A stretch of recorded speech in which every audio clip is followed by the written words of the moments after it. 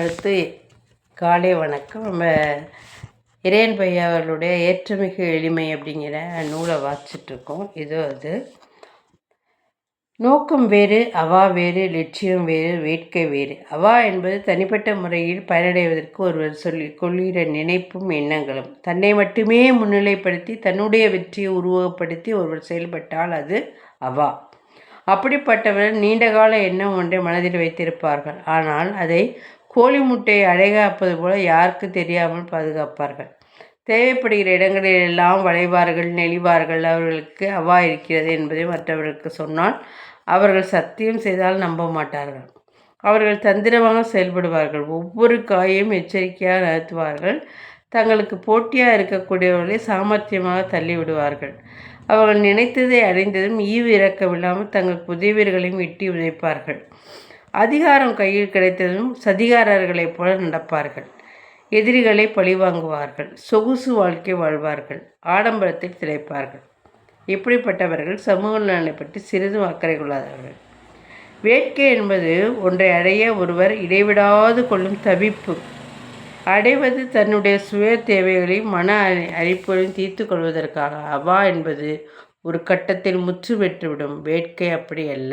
ஒன்றை அடைந்ததும் அடுத்தது அடைய வேண்டும் என அவருடைய உள்ளம் நச்சரித்து கொண்டே இருக்கும். அவாவில் சிறிது முயற்சி உண்டு, கடின உழைப்பும் உண்டு, ஓரளவு தகுதியும் இருக்கலாம். ஆனால் வேட்கை அப்படி அல்ல. தகுதியே இல்லாமல் எந்த வழியிலாவது விரும்பியதை அடைந்துவிட வேண்டும் என்பவர்களே வேட்கை மிகுந்தவர்கள். அப்படிப்பட்டவர்கள் ஒன்றை அடைந்ததும் திருப்தி ஏற்பட்டு கொள்ள மாட்டார்கள். அவர்கள் அடுத்த நாளிலிருந்து அடுத்த இலக்கை நோக்கி காய் நகர்த்துவார்கள்.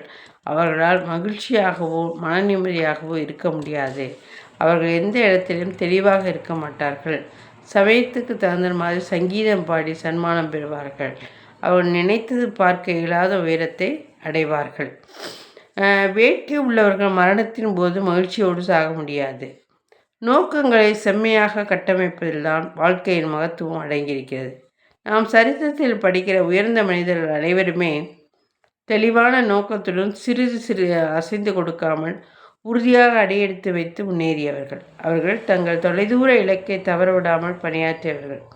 அவர்களை சரணப்படுத்த பல வகைகளில் பலரும் முயன்றாலும் அவர்கள் அதற்கு உடைந்து கொடுக்காதவர்கள். அப்படிப்பட்டவர்களையே நாம் எப்போதும் பத்திரப்படுத்தி வைக்கிறோம். அவா நிறைந்தவர்களையும் வேட்கை மிகுந்தவர்களையும் சரித்திரம் முற்றிலுமாக புறக்கணிப்பதில்லை.